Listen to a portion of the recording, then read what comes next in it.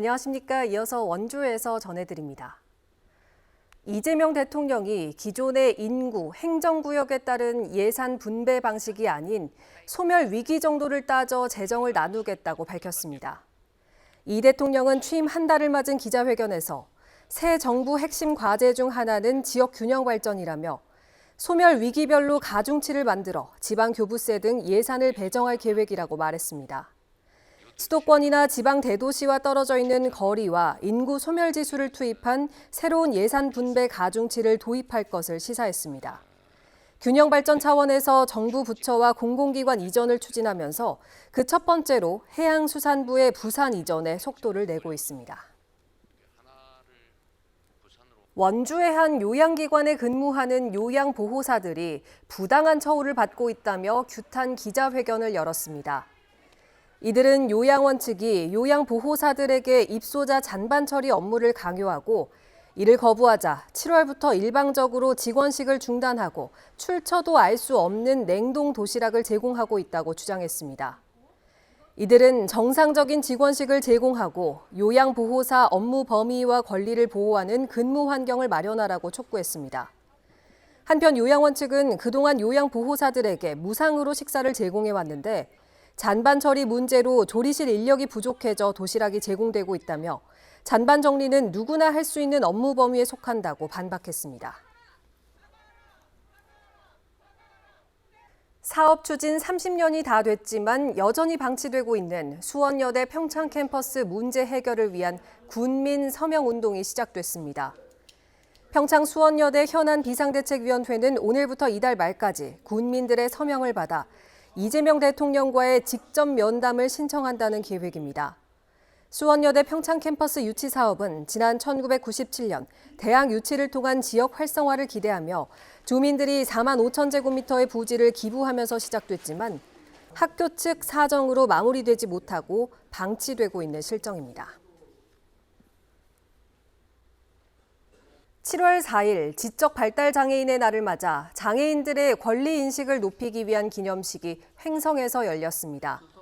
횡성문화원에서 열린 제3회 지적 발달 장애인의 날 기념식과 권리 주장 대회에는 횡성 지역 발달 장애인 등 200명이 모인 가운데 발달 장애인 권리 선언문 낭독과 유공자 표창이 진행됐습니다. 횡성문화예술회관에서는 다음 주 지역 발달 장애인들의 미술 전시회가 열립니다. 지적장애인의 날은 스스로 권리를 누리기 어려운 발달 장애인을 향한 인식 개선을 위해 2005년에 지정됐고 강원도에는 9,400명의 등록 발달 장애인이 있습니다.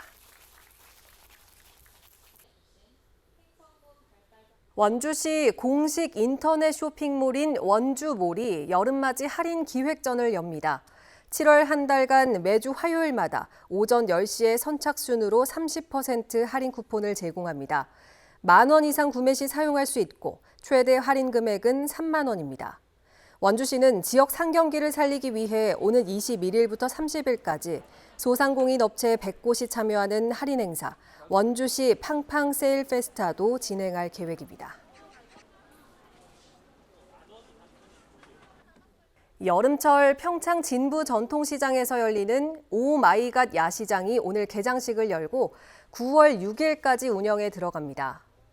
매주 금요일과 토요일 저녁 6시부터 10시까지 열리는 야시장에서는 다양한 먹거리를 판매하고 지역에서 생산되는 주류를 선보이는 팝업 스토어도 마련됩니다. 이 외에도 방문객들이 즐길 수 있는 각종 공연과 체험 행사도 선보일 예정입니다. 농촌진흥청이 고온다습한 환경에서 쉽게 발생하는 과수 탄저병 예방에 나섰습니다. 농촌진흥청은 오는 21일부터 수확이 끝날 때까지를 중점 관리 기간으로 정해 병해충이 상습 발생하는 과일 주산 시군에 방제비를 지원하고 전국 관찰포 500여 지점에서 병해충 발생 상황을 조사하고 있습니다. 과수 탄저병은 과일 표면에 검은 반점이 생기는 증상으로 병현군이 빗물이나 바람을 타고 퍼져 과실에 침투하면서 발생합니다. 오늘 국회에서 폐광 지역 경제 회생 대책을 마련하기 위한 정책 토론회가 열렸습니다. 이철규 국회의원과 산업통상자원부가 공동으로 개최한 오늘 토론회에는 정부 관계자와 폐광지역 관계자, 각계 전문가들이 참석해 폐광지역 대체 산업을 조속히 추진하는 방안에 대해 의견을 주고받았습니다. 뉴스를 마칩니다. 고맙습니다.